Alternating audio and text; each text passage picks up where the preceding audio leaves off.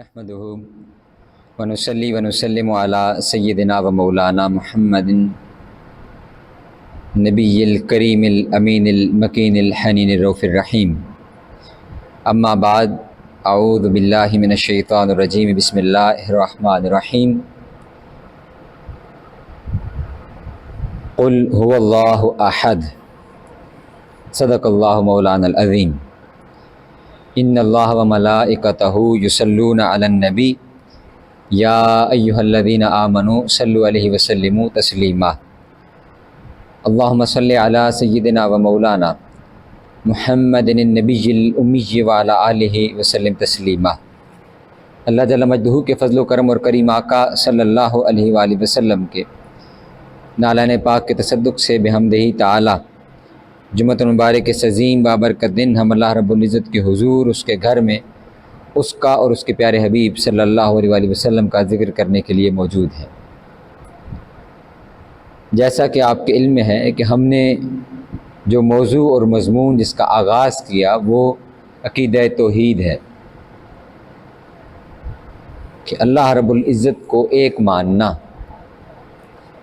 اس ذیل میں نے گزشتہ نشست کے اندر آپ کے سامنے یہ عرض کیا کہ کچھ غلط فہمیاں پائی جاتی ہیں کم علمی کی وجہ سے اور بالتفصیل چیزوں کا علم نہ ہونے کی وجہ سے. ہمارے ہاں دو طبقات وجود میں آئے، ان میں سے ایک افراد کا شکار ہوا، دوسرا تفرید کا شکار ہوا عقیدہ توحید کے باب میں. وہ لوگ جو افراد میں آگے بڑھے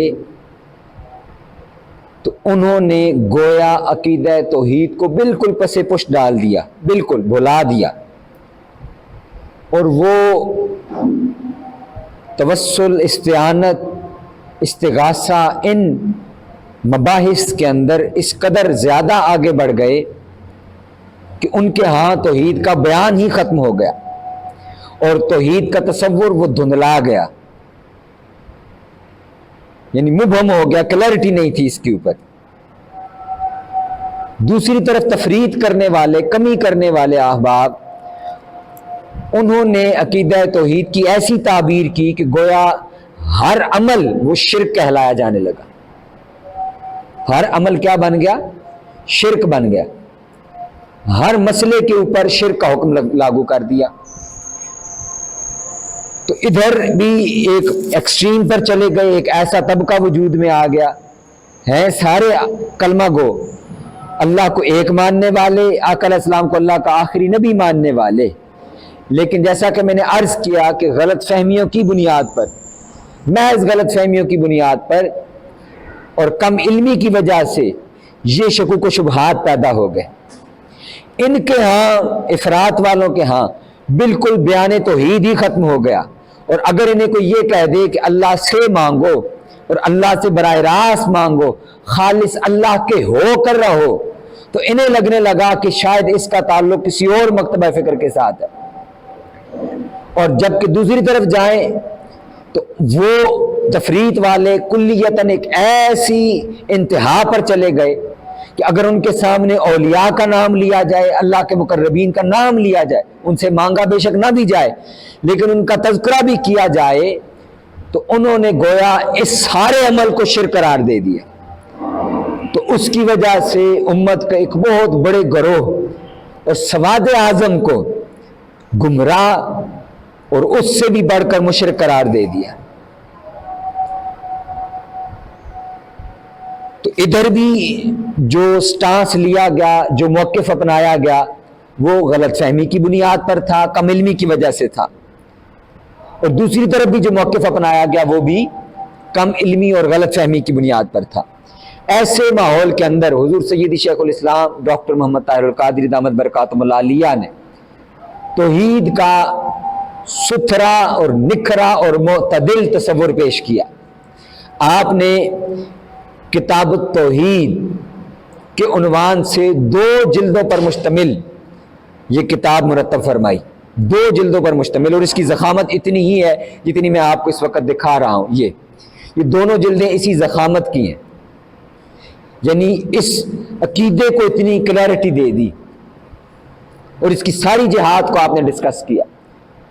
پھر اس کے بعد اب آپ نے ایک اور آپ کی مختصر کتاب، وہ ایمان باللہ توحید کے نام سے الگ سے آئی ہے،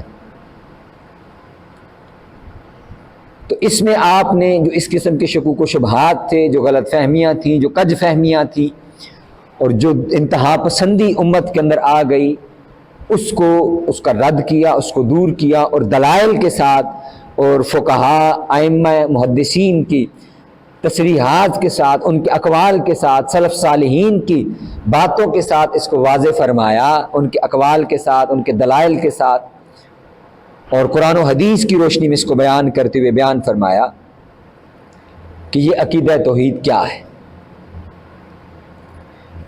ہم مختصراً آج کی اس نشست کے اندر اس کو فقط اتنا بیان کریں گے کہ ہمیں کلیئرٹی ہو جائے اور ہمارے ہاں جو غلط فہمی پائی جاتی ہے وہ دور ہو جائے۔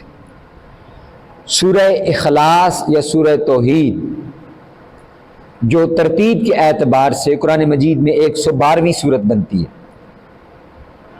یعنی کل 114 صورتیں ہیں تو 112ویں صورت سورہ، اس کو سورہ اخلاص بھی کہتے ہیں، سورہ توحید بھی کہتے ہیں۔ اخلاص اس لیے کہ بندہ ذکر کرتا ہے کہ میں سب کچھ چھوڑ کر فقط اللہ کا ہوں۔ اب اس کا ہم ترجمہ دیکھتے ہیں کہ کیا ہے۔ فرمایا قل هو اللہ احد، محبوب یہ آپ فرما دیجئے، یہ آپ فرما دیجئے کہ وہ اللہ ایک ہے۔ عقیدے کا بیان تھا تو یہ بات اپنے محبوب ہے، قرآن کی آیت ہے، لیکن اللہ رب العزت اپنے محبوب کو وہی کر رہا ہے کہ محبوب یہ بات آپ ان کو کنوے کر دیں، کیونکہ بات عقیدے کی ہے، ان کو غلط فہمی نہ ہو جائے کہ شاید اللہ کے رسول کا کچھ لینا دینا نہیں ہے، ہمیں توحید پتہ چل گئی، ہمیں اللہ کا ایک ہونا اس کی خبر ہو گئی، تو ایسا نہ ہو کہ توحید کے دعوے کے اندر وہ اخلاص حاصل کرتے کرتے اللہ کے محبوب کو چھوڑ دیں۔ تو رسالت پہلے ہے، رسالت کیا ہے؟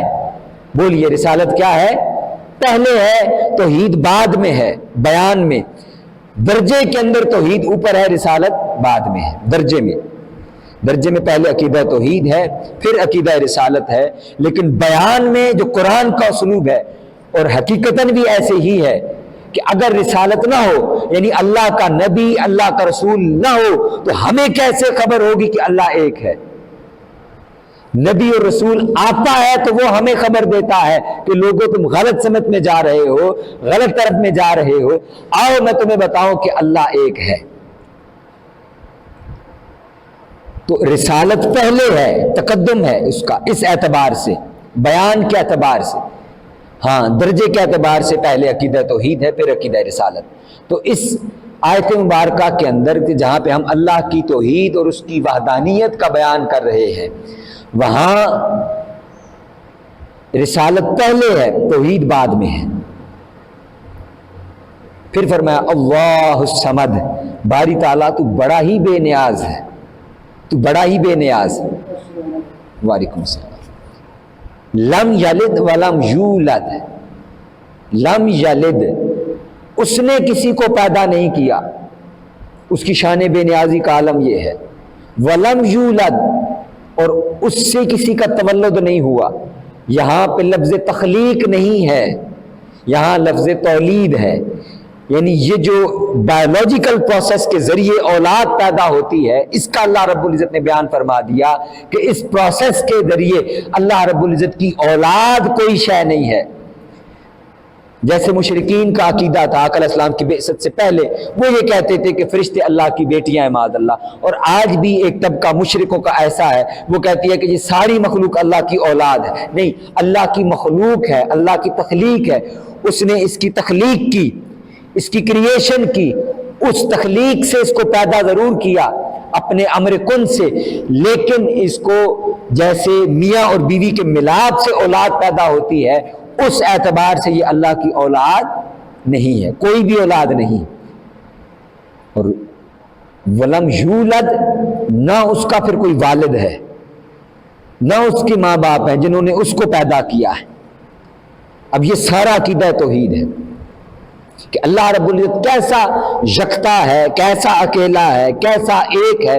وہ ایسا اکیلا اور ایک ہے کہ ہم اور آپ، وہ اگر ہماری اولاد نہ ہو، ہمارے ماں باپ نہ ہو، ہمارے بہن بھائی نہ ہو، تو ہم ایک تو ہیں، ہم ایک تو ہیں، لیکن ہمارے والدین موجود ہیں جنہوں نے ہمیں پیدا کیا، جن کی ہم بائی پروڈکٹ ہیں، جن کے ملاپ سے ہم پیدا ہوئے، ہماری تخلیق ہوئی۔ اگر وہ ملتے ہی نہ تو ہم میں سے تو کوئی پیدا نہیں ہو سکتا تھا۔ لہٰذا ہم محتاج ہیں والدین کے، فوت ہو گئے ہیں یا ابھی باقی نہیں ہیں، موجود نہیں ہیں، تو یہ ایک الگ کیس ہے۔ ہمارا اکیلا ہونا اور اس کا اکیلا ہونا اور اس کا ایک ہونا، اس میں فرق یہ ہے کہ وہ ایسا ایک اور ایسا اکیلا ہے کہ اس سے پہلے بھی کوئی نہیں تھا، وہ کسی کی تخلیق اور کسی کی پیدائش نہیں ہے، وہ کسی کا محتاج، اس کا وجود نہیں ہے کہ اس سے پہلے کوئی وجود ہوگا تو یہ ہوگا، ایسا نہیں ہے۔ وَلَمْ يَكُنْ لَهُ كُفُوًا أَحَدٌ، اور نہ اس کا کوئی کفو برابر ہے۔ برابر کا معنی کیا ہے یہ ہم آگے چل کے تفصیل میں لے لیتے ہیں کہ وہ رحیم ہے، رحم کرنے والا ہے، تو والدین بھی رحم کرتے ہیں۔ آقا علیہ السلام رحم فرماتے ہیں، اللہ رب العزت نے خود آقا علیہ السلام کو رحم فرمایا۔ یہ صفات اللہ کا اظہار ہیں، اللہ کا مظہر ہیں، اللہ نے اپنی مخلوق کو عطا کی ہیں۔ برابر کیسے نہیں ہے؟ اس جیسا رحم کوئی نہیں کر سکتا، اس جتنا رحم کوئی نہیں کر سکتا۔ پھر اس کی صفت رحم وہ ذاتی ہے، اور جو مخلوق کی صفت رحم ہے، چاہے وہ والدین کے پاس ہو یا آقا علیہ السلام کو ہے یا اللہ کے دیگر اولیاء مقربین یا انبیاء کے پاس ہے، تو وہ اللہ کی عطا کی ہوئی ہے، وہ کسی کی دی ہوئی ہے، وہ اللہ رب العزت کی ذات ہے۔ سب کچھ اس سے ہے، وہ کسی سے نہیں، اسی کی کوئی صفت وہ کسی کی عطا کردہ نہیں ہے، اس کی کوئی صفت وہ کسی کی عطا کردہ نہیں ہے۔ لیکن ہم میں سے جس کے پاس جو کچھ ہے، مخلوق میں سے جس کے پاس جو کچھ ہے، تو وہ اس کا عطا کردہ ہے۔ یہ ہے عقیدہ توحید، اور اس وجہ سے اس کو سورہ اخلاص، یعنی اللہ کا ہو کر رہنا، اتنا خالص ہونا کہ اللہ کا، ہر ایک سے کٹ کر اللہ کا ہو جانا، اس کے ساتھ لو لگانا، اس کے ساتھ جڑ جانا۔ یہ کیونکہ مختصر صورت ہے لیکن اس میں ہے سارا بیان توحید، یعنی اپنے آپ کو خالص کرنا، اس عقیدے کے باب کے اندر اللہ کے لیے خالص کر لینا، تو یہ عقیدہ توحید ہے۔ آئیے اب میں اس کی قرآن مجید سے ہم نے اس کا جو مختصر استدلال لیا اور کیا، اب میں آتا ہوں کہ اس کی ڈیفینیشن، جو لفظ توحید ہے، اس کی تعریف اصطلاح میں کیا کی جاتی ہے، ٹرمینالوجی کی، اس کا مطلب کیا ہے، لفظ توحید کا مطلب کیا ہے، معنی کیا ہے۔ لفظ توحید یہ وحدت سے ہے، باب تفعیل پر یہ وحدت سے ہے، اور اس کا معنی ہے ایک ماننا اور ایک سے زیادہ کا انکار کرنا۔ کیا ہے معنی توحید کا؟ ایک ماننا اور ایک سے زائد کا انکار کرنا، ایک سے زائد کا انکار کرنا۔ اس سے مراد کسی چیز کو ایک قرار دینا، اللہ کی توحید سے مراد یہ ہے اس چیز کا اعتقاد رکھنا کہ اللہ تعالیٰ اپنی ذات، اب یہ سنیے گا یہ بڑی توجہ کے ساتھ، اپنی ذات، اپنی صفات اور اپنے افعال میں واحد و یکتا ہے، یعنی ذات ہونے میں وہ ایک ہے، ویسا دوسرا کوئی نہیں ہے۔ مخلوق میں انسان بے شمار ہیں، کب سے لاکھوں سال سے، ہزاروں سال سے پیدا ہو رہے ہیں اور پتہ نہیں کب تک پیدا ہوتے رہیں گے، انسان ہر دوسرا موجود ہے۔ اور جتنی بھی مخلوقات کی آپ مثال لے لیں، جتنی بھی چرند پرند مچھلیاں، یہ وہ، جس بھی مخلوق کا نام لیں جس کے اوپر لفظ مخلوق کا اطلاق ہوتا ہے، وہ ایک سے زائد موجود ہیں۔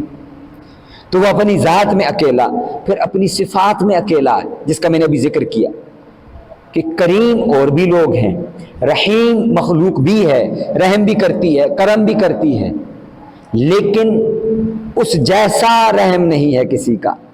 اس کا رحم ذاتی ہے، اس کی صفت رحم وہ ذاتی ہے، اور اس کے برابر کسی کا رحم نہیں ہے۔ کریم وہ کرم کرنے والا ہے، باقیوں کا کرم وہ اس کی عطا سے ہے، وہ کسی سے لے کے کرم نہیں کرتا، وہ کسی سے لے کے عطا نہیں کرتا، اس کا کرم ذاتی ہے، پھر اس کے کرم میں کمی کوئی نہیں آتی، اس کے کرم میں کمی، یہاں جو کرم کرے گا وہ ایک وقت تک کرے گا، ایک لمحے تک کرے گا، ایک فرد پر کرے گا، ایک شخصیت پر کرے گا، ایک شے پر کرے گا، ایک مخلوق پہ کرے گا، اس کا کرم وہ لامحدود ہے۔ وہ کیا ہے؟ لامحدود، اس جیسا کرم کسی کا نہیں ہے۔ میں چاہتا ہوں کہ آپ کھل کر سنیں، کیونکہ یہ اللہ کی بات ہو رہی ہے، مولا کی بات ہو رہی ہے۔ ہم اس کا تو سبق ہی بھول گئے ہیں کہ ہمارا اس سے بھی کوئی ناتا ہے۔ ہم نے درمیان میں لیئرز اتنی بنا لی ہیں، لیئرز نیچے درمیان میں اتنے سٹیپس رکھ لیے ہیں کہ ہم اسے تو بھول ہی گئے ہیں کہ ہمارا اس سے بھی کوئی تعلق ہے۔ وہ ہمارا خالق ہے، وہ ہمارا مالک ہے، وہ ہمارا رازق ہے، وہ کرم کرنے والا کریم ہے، وہ رحیم ہے، وہ عطا کرنے والا ہے۔ یہ سب کچھ تو اسی کا دیا ہوا ہے، اور ہم ہیں کہ اس سے ٹوٹے ہوئے ہیں، اس سے کٹ کے ساری مخلوق کے ساتھ ہمارا تعلق ہے۔ ہمیں کچھ چاہیے ہو، کچھ واسطہ ہو، کچھ تعلق ہو، تو ہم انسانوں کے پاس، مخلوقات کے پاس، لوگوں کو بڑا سمجھ کے ان کے پاس جائیں گے۔ یہ مضمون مجھے شروع اسی لیے کرنا پڑا کہ 2 نشست پہلے جب میں نے یہاں ذکر کیا کہ ہم بابوں کے پاس، پیروں فقیروں کے پاس جاتے ہیں مانگنے کے لیے، اپنی حاجات لے کر ان کے پاس جاتے ہیں، اللہ کے پاس نہیں جاتے۔ عطا کرنے والی تو ذات اس کی ہے، یہ بھی وہ ان کی وجہ سے عطا کر دے گا، وہ ان کی وجہ سے عطا کر دے گا، لیکن یہ تو وسیلہ ہے، یہ سبب ہے۔ جتنا وہ ان کا خالق ہے اتنا ہی وہ ہمارا بھی خالق ہے۔ اس نقطے کو سمجھنے کی ضرورت ہے، یہ بیان کرنے کی ضرورت، یہ وجہ پیش ہے کہ وہ خالق مالک سب کا ایک جیسا ہے۔ وہ تو کافروں کا بھی مالک ہے۔ محترم علامہ محمد ذیشان قادری صاحب تشریف لائے، ہم آپ کو خوش آمدید کہتے ہیں اور آپ کا شکریہ ادا کرتے ہیں۔ آپ آگے تشریف لیں۔ تو خالق اور مالک ہونے میں وہ سارے انسانوں کا، ساری مخلوقات کا ایک جیسا ہے۔ جتنا رحم وہ مسلمانوں پر کرتا ہے، ماننے والوں پر کرتا ہے، اتنا ہی رحم وہ تو نہ ماننے والوں پر بھی کرتا ہے۔ وہ تو چونٹی کا بھی وہی رب ہے، وہ تو مچھلیوں کا بھی وہی رب ہے۔ وہ جتنا ان کا رب ہے اور جتنا ان کو عطا کرتا ہے، وہ اتنا ہی ہمارا بھی رب ہے، لیکن ہمارا تعلق اس سے کٹ چکا ہے، ہم اس کو بھول چکے ہیں۔ اور میں آپ کو اگلی بات عرض کرتا چلوں، یہ انشاءاللہ اگلی نشستوں میں جو اس سے اگلا مضمون ہے ہمارا، وہ یہی ہے کہ یہ جن اولیاء کے پاس ہم جاتے ہیں، جن اولیاء کے پاس، ان اولیاء کا سب سے پہلا اور سب سے بڑا سبب وہ اللہ کے ساتھ جوڑنا ہے۔ وہ کریا کریا بستی بستی ایک ہی پیغام لے کر جاتے رہے ہیں کہ لوگوں آؤ، اتنے خالص ہو جاؤ، اپنے باطن کو اتنا صاف کر لو، مصفا کر لو، اپنے باطن کے اندر کی غلاظتیں مٹا دو، اللہ کی باقی جو اللہ کے سوا جو غیر ہے اس کو مٹا دو، اللہ کے سوا کو ایک اللہ کے ہو جاؤ۔ یہ سارے اولیاء کا پیغام یہی تھا۔ وہ جن اولیاء، جن بزرگوں کو، یہ حضرت سید بابا غلام شاہ جیلانی رحمۃ اللہ علیہ کا ہم تذکرہ کرتے ہیں، ان کو لے لیں، حضور سیدنا داتا گنج بخش علی حجویری رحمۃ اللہ علیہ کو لے لیں، حضور خواجہ معین الدین چشتی اجمیری کو لے لیں، ان کی تعلیمات پر جائیں تو یہ ساری زندگی یہ کہتے رہے کہ لوگوں اللہ وہ ایک ہے، اس کے ہو جاؤ۔ اور ہمارا عمل وہ اس سے ٹوٹل متضاد ہے۔ ہم جھگڑے کر رہے ہیں اس بات کے اوپر کہ انہوں نے یہ بات کیوں کہہ دی کہ اللہ سے مانگو اور بابوں اور فقیروں سے نہ مانگو۔ ہم اس پہ جھگڑ رہے ہیں. ایک عمل ہے فقط جائز ہے.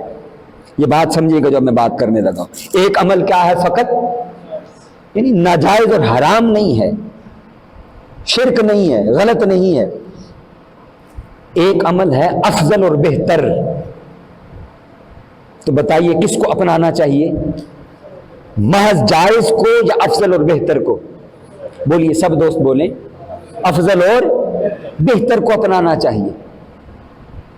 جو اولیاء کا طریق اور راستہ ہے، جس پر وہ خود چلے ہیں، جس کی تعلیم لے کر آئے ہیں، جو وہ سبق ہمیں دیتے اور سکھاتے رہے ہیں.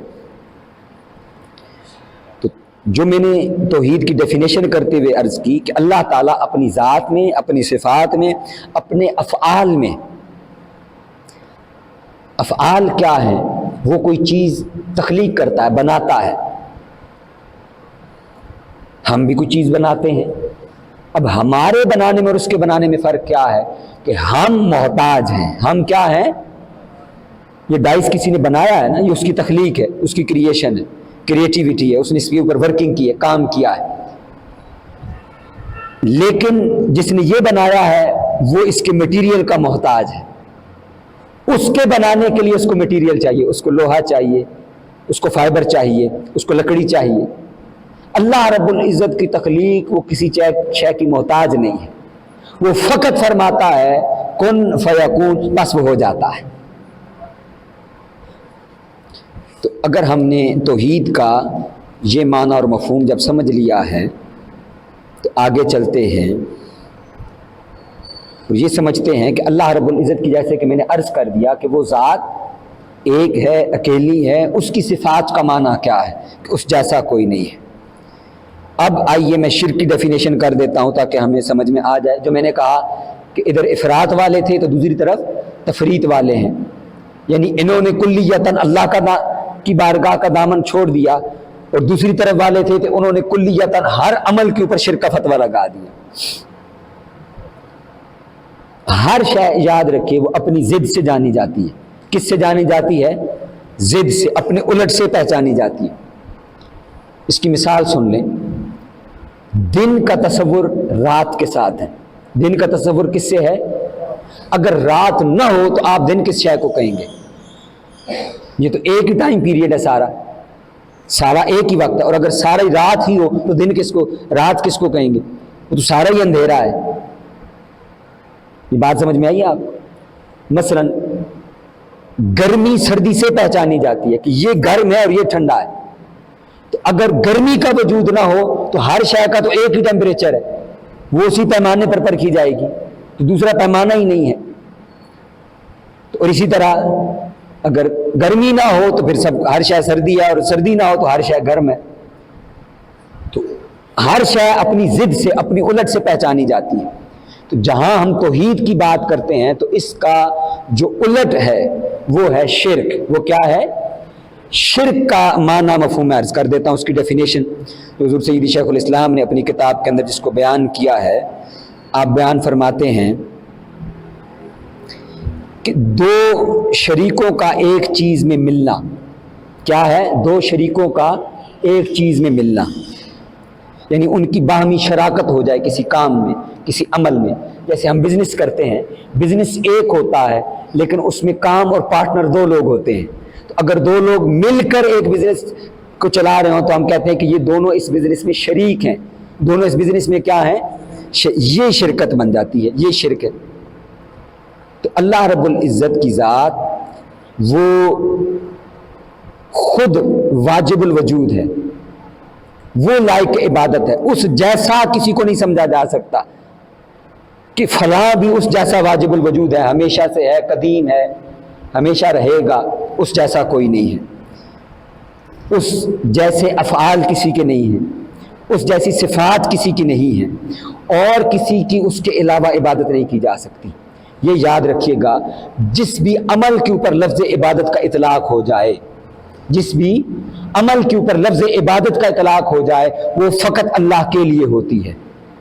اب میں آپ کو ایک نقطے کی بات عرض کرنے لگا ہوں. ہم دعا مانگتے ہیں، دعا ہم میں سے اکثریت کو نہیں معلوم کہ دعا عبادت ہے. دعا کیا ہے؟ اور عبادت صرف کس کی جا سکتی ہے؟ تو دعا فقط اللہ سے مانگی جا سکتی ہے۔ دعا کس سے مانگی جا سکتی ہے؟ مانگنا اللہ ہی سے ہے اور دعا بھی اللہ ہی سے کرنی ہے۔ ہاں ہم یہ کر سکتے ہیں کہ ہم درمیان میں واسطہ دیتے ہیں، وسیلہ دیتے ہیں، سفارش ڈلواتے ہیں اللہ کی، جس کو اس نے خود کہا ہے کہ اللہ بإذنی، کون ہے جو اس سے سفارش کرے سوائے اس کی جس کو وہ اجازت دے، جس کو وہ اجازت دے۔ وہ جن کا واسطہ وسیلہ ہم ڈالتے ہیں وہ بھی اسی کے محتاج ہیں، وہ بھی کیا ہیں؟ اسی کے محتاج ہیں۔ ہونا یہ چاہیے کہ ہم بھی اس سے مانگیں، ہم بھی اس سے مانگیں، خود بھی اس سے مانگیں، کام پکا کرنے کے لیے ایک وسیلہ ڈال دیں کہ باری تعالیٰ ہم تو تجھ سے مانگ رہے ہیں، تو عطا کرنے والا اور بلا شبہ عطا کرنے والا ہے، یہ تیرے بڑے ہی مقرب بندے ہیں اللہ، یہ باری تعالیٰ یہ تیرا محبوب ہے صلی اللہ علیہ وسلم، ان کے اوپر تیری بے انتہا نوازشات ہیں، بے انتہا کرم ہے، تو ان سے راضی ہے، جو وہ کہہ دے تو وہ ٹالتا نہیں ہے، تو باری تعالیٰ ان کے صدقے سے ہماری حاجت کو پورا فرما دے۔ یہ وسیلہ ہے، یہ واسطہ ہے، یہ وسیلہ ہے۔ ہم وسیلے کے اتنے قائل ہوئے کہ ہم اصل کو بھول ہی گئے، یہ نقطہ سمجھنے والا ہے۔ ہم وسیلے کے اتنے زیادہ قائل ہوئے، یہ افراط ہے۔ اسلام حد اعتدال کا نام ہے۔ یہ جس عقیدے پہ ہم بیٹھے ہوئے ہیں اس کو کہتے ہیں اہل سنت والجماعت، اور یہ حق اور سچ اس لیے ہے کہ یہ حد اعتدال پر قائم رہتا ہے، درمیانی راہ پر رہتا ہے، نہ ادھر زیادہ ایکسٹریم پر انتہا پر جاتے ہیں، نہ ادھر ایکسٹریم پر جاتے ہیں، انتہا پر جاتے ہیں۔ اب جو غلط فہمیاں ہیں کہ جن کو ہم شرک کہہ دیتے ہیں، ان میں بعض اوقات ایسا ہوتا ہے کہ بعض عمل وہ محض ناجائز ہوتے ہیں، بعض عمل کیا ہوتے ہیں؟ محض کیا ہوتے ہیں؟ ناجائز ہوتے ہیں، تو دوست یار ان کو شرک کہہ دیتے ہیں، اور ان کے دلائل کے نتیجے میں بھی وہ محض ناجائز ہی ہوں گے۔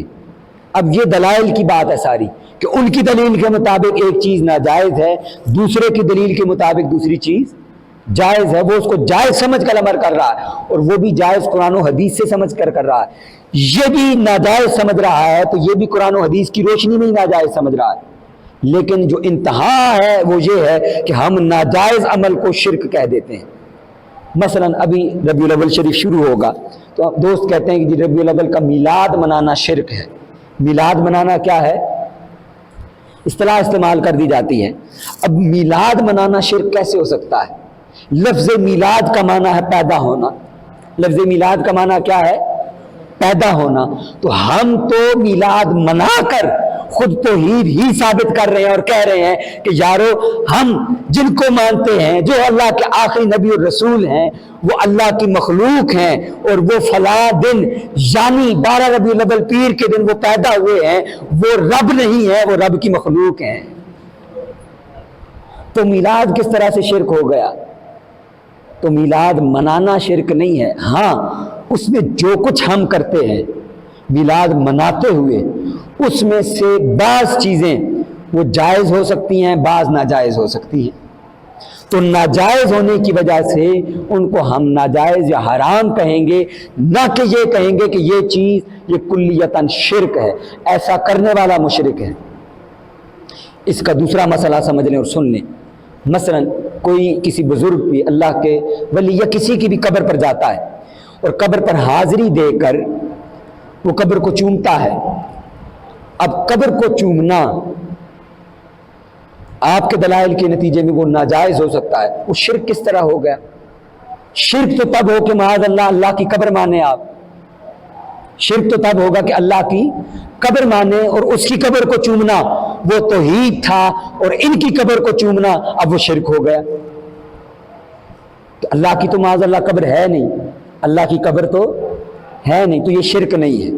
ہاں اب بحث اتنی رہ جائے گی کہ یہ جائز ہے یا یہ ناجائز ہے، تو وہ آپ کے دلائل ہیں، اور ہمارے عقیدے اہل سنت کے عقیدے میں ہی بہت سے علماء کا فتویٰ ہے کہ یہ ناجائز ہے، تو اس پہ جھگڑا نہیں ہے۔ جو اس کو جائز سمجھ کے عمل کر رہا ہے تو اس کو وہ بھی کر سکتا ہے، اس کے پاس بھی دلائل ہیں۔ وہ کہتے ہیں جی حجر اسود کو چومتے ہیں آپ، وہ پتھر ہے، تو اس طرح پتھر، یہ بھی پتھر ہے، اس کو بھی چومنے میں کیا حرج ہے؟ اب آگے ایک قدم اور آگے چلتے ہیں، کسی قبر کو چومتے ہوئے وہ کہتے ہیں کہ آپ جھک جاتے ہیں بہت زیادہ، اور بعض اوقات وہ سجدے کی شکل ہو جاتی ہے، اور بعض اوقات دوست احباب اس کو سجدہ ہی کہتے ہیں، وہ کہتے ہیں یہ آپ نے قبر کو سجدہ کر دیا۔ اب یہاں دو مسئلے ہیں، اگر کسی نے واقعتاً سجدہ کیا ہے تو سجدہ کرنے والا بھی براہ راست پھر بھی مشرک نہیں ہوتا، سجدہ کرنے والا بھی مشرک نہیں ہوتا۔ اگر تو وہ سجدہ اس کو عبادت سمجھ کے کر رہا ہے، سجدہ عبادت سمجھ کے کر رہا ہے، تو پھر اس نے شرک کیا ہے، اب وہ مشرک ہے۔ لیکن اگر وہ تعظیماً سجدہ کر رہا ہے تو سجدہ تعظیمی امت محمدیہ کے اندر حرام ہے، شرک نہیں ہے، حرام ہے۔ وہ اسی طرح حرام ہے جس طرح شراب حرام ہے، جس طرح جھوٹ بولنا حرام ہے، جس طرح غیبت حرام، جس طرح یہ سارے عمل گناہ ہیں، اس طرح وہ ایک حرام کا مرتکب ہوا ہے، وہ شرک کا ارتکاب اس نے نہیں کیا۔ ہم اس کو حرام سے روکیں گے، ہاں، لیکن اس کی گنجائش بھی نہیں دینی ہم نے کہ او جی حرام ہی تو ہے تو کیا ہو گیا کسی نے کر لیا، نہیں۔ اگر اجازت دینا شروع کر دیں گے تو پھر ہر طرف پھر یہ قبر پرستی ہی شروع ہو جائے گی۔ تو قبر پر حاضری کا طریقہ کار یہ ہے، میں گفتگو کو ختم کرتا ہوں کیونکہ وقت مکمل ہو گیا ہے۔ تو قبر پر حاضری کا طریقہ کار یہ ہے کہ کھڑے ہوں، اور خود اعلیٰ حضرت علیہ رحمہ فاضل بریلوی رحمۃ اللہ علیہ ان کے مطابق بھی یہی ہے کہ آپ قبر کو چومیں نہیں، قبر پر حاضری دیں تو جو سلام آقا علیہ السلام کے حدیث مبارکہ سے ثابت ہے وہ سلام عرض کریں، اور قبر کے بائیں جانب کھڑے ہوں، جس طرف میت کا چہرہ ہوتا ہے اس طرف کھڑے ہو کر تلاوت کر کے اللہ کے حضور اس کی بخشش و مغفرت کی دعا مانگ کے، بلندی درجات کی دعا مانگ کے وہاں سے رخصت ہو جائے۔ یہ قبر پر حاضری کا طریقہ کار ہے۔ اب وہ کسی کی بھی قبر ہے، چاہے وہ اللہ کے ولی کی قبر ہے، ہمارے والدین کی ہے، بھائی کی ہے، دوست کی ہے، کسی کی بھی قبر ہے، یہ قبر پر حاضری کا طریقہ کار۔ خود ہم نے اس میں اضافہ کیا کر لیا، قبر پر جھکنا، اس کو چومنا، اور تقریباً سجدے کی کیفیت میں چلے جانا۔ تو خود یہ تو ہمارے مسلک کے اندر علماء نے اس کو ناجائز قرار دیا۔ پھر وہاں کھڑے ہو کر اپنی ساری حاجات اس قبر والے سے کو پیش کر دینا، ساری حاجات، اولاد نہیں ہے تو وہ بھی اس سے کہہ دی، کاروبار میں مسئلہ تو وہ بھی اس سے کہہ دیا۔ بھئی اللہ کے بندو، خود اس نے بھی وہ جو فوت ہو چکا ہے، اگر اس نے، اور وہ زندہ ہے اللہ کے فضل کے سے، اللہ کے حکم سے، اللہ کے اذن سے زندہ ہے، وہ سنتا بھی ہے، تو وہ بھی تو اللہ سے ہی مانگے گا۔ تم وہاں پر کھڑے ہو کر اللہ سے مانگو اور کہو باری تعالیٰ میں تجھے اس نیک برگزیدہ بندے کا واسطہ دیتا ہوں تو اس کے صدقے سے مجھے عطا فرما، جو حضرت زکریا علیہ السلام نے کیا کہ وہاں جہاں مریم علیہ السلام کے اوپر بے موسم کے پھل آتے تھے، وہیں کھڑے ہو کر انہوں نے اللہ کی بارگاہ کے اندر دعا کر دی کہ باری تعالیٰ جیسے تو نے اس مریم کو، اب یہ دعا کا طریقہ جو خود قرآن سکھا رہا ہے کہ جیسے تو نے اس مریم کو بے موسم کے پھل عطا کیے ہیں، تو بے شک میں بوڑھا ہو چکا ہوں اور میری بیوی بان ہو چکی ہے، لیکن تو بوڑھا نہیں ہے، تیرا فضل بوڑھا نہیں ہے، تیرا کرم بوڑھا نہیں ہے، تو عطا کرنے والا ہے۔ باری تعالیٰ یہ ذرائع ہیں، تو کسی ذریعے کا محتاج نہیں ہے، تجھے کیا ہے کہ تو مجھے اس حال میں اور اس عمر میں بھی اولاد عطا فرما۔ تو اللہ رب العزت نے انہیں اس حال میں کہ ان کی بیوی بانجھ تھی، یعنی اس سے سرے سے اولاد پیدا نہیں ہو سکتی تھی، اور یہ بھی 90 برس کے ہو چکے تھے یا 70 برس کے ہو چکے تھے، اللہ رب العزت نے پھر بھی یحییٰ علیہ السلام بیٹا عطا فرمایا۔ مانگنا اللہ سے ہے، توجہ اس کی طرف رکھنی ہے، پلٹ کر اس کی طرف جانا، لوٹ کر اسی کی طرف جانا ہے۔ کیوں؟ انا للہ و انا الیہ راجعون، باری تعالیٰ ہم تیرے ہی ہیں اور ہم تیری ہی طرف پلٹ کر آنے والے ہیں۔ اللہ رب العزت کی بارگاہ کے اندر دعا ہے کہ وہ ہمیں اس مسئلہ کو صحیح طور پر سمجھنے اور اللہ رب العزت کی بارگاہ میں رجوع کرنے کی توفیق عطا فرمائے۔ وما علیہ الا البلاغ۔